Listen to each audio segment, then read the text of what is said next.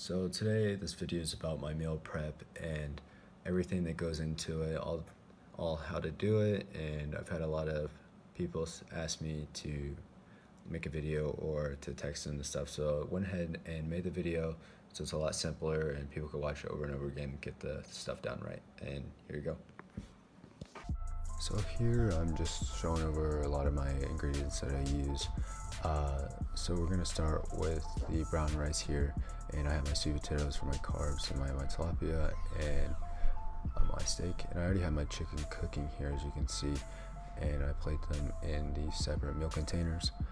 And yeah, so I have them all laid out already, and my thing is that I only use the oil, like the Pam spray, whenever I used to cook instead of like olive oil or butter.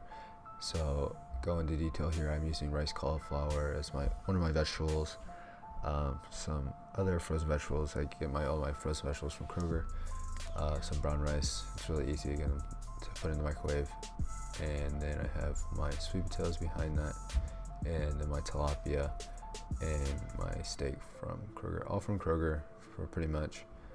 And all this will cost around anywhere from 20 to 25 per week, and that's all I do for my meal prep. And so I have my protein, I have a carb, and I also have a vegetable and also bring some fruit, usually sugar free if I buy it from the store, but that's all. Alright, so now we're on to the steaks, and what I primarily use is just salt and pepper on these, pretty basic. So when I do this, I salt and pepper both sides, and then I pat it down into the steak and flip it and just do the same thing over again. And I kind of go liberal with a lot of the salt and pepper because I like the taste of it, and I've been doing this for a little bit, so I make sure and coat the whole thing pretty well. And pretty much for all the food that you cook, I pretty much do 4 to 5 minutes per side, and I think that's like the best way of doing it. Now with this, I like to cube it up, but that's after I cook it and everything. So you'll do this and you'll pat it in, and then you'll put it into the pan to cook for I think I did 5 minutes per side during this, so that's all.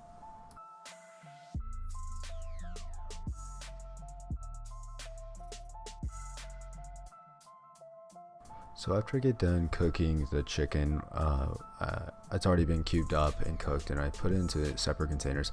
I go ahead and clean the pan, and then I put the pan spray back on, and I start cooking the steaks. After I spray it in, I kind of give it some time to heat up, but since it's already been on the stove top, it's pretty much heated up already.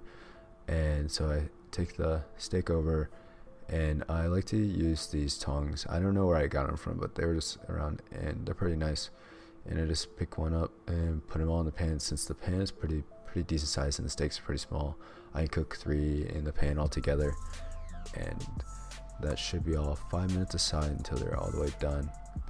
And I like to make sure they have a lot of good color on it, so I make sure to check periodically every now and then whenever it's finished. So make sure to flip the board and clean it once you're done, so you don't cross contaminate. So when you do chicken on one side, you have to flip it and then use the other side for steak. I like to clean it after I use the chicken and then make sure to flip it as well, so I don't get my countertops dirty as well. That's it for the steak. I'll cook it and then let it rest for about 5 to 10 minutes, and then I'll cut it, and that's all. Alright, so I let this go for about 4 to 5 minutes, and now it's time to flip it. So I just use the tongs to flip it over, and as you can see, it's a pretty nice color on it, and they're all getting done really well. So sometimes they do kind of like to curl up like this, but I just pat it down, and so you just wait for another 4 to 5 minutes and you should be all good. Nothing else you have to do here, just let it sit. And I do have this digital thermometer as well to probe the steak to make sure, and you cook it to 155, and then you know it's going to be a medium. That's how I like my steaks. So we just got to the part where I've already checked the temperature, and it came up 155 for each steak. And now you just take them off the pan and let them sit on a plate and rest for 5 to 10 minutes before you start cutting them. So this lets it cook throughout, and get to that perfect end temperature. Now it's time to start the tilapia, but first you got to clean the pan, and then you're going to put it in the rest of the containers. Alright, so time to start the tilapia, and I switched on my cutting board for this because I'm starting to do different type of food, and I'm just going to use salt and pepper, and that's it, and just do the top side. Okay, so here we have the seasoned tilapia, and then I have my dog Penny here help me out in the kitchen. So we already have our pan on the stovetop heating up, and we just put the new pan in it, and it's time to clean. I just like to clean in between, and that's what we're going to do. We're going to put the tilapia on.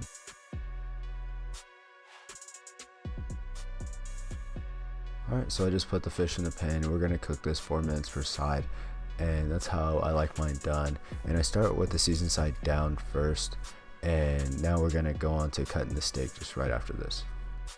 Alright, so we got the steak all cut up, and we're about to plate it soon after we flip the fish. And as you see here, it's starting to look really good, and you just do for both.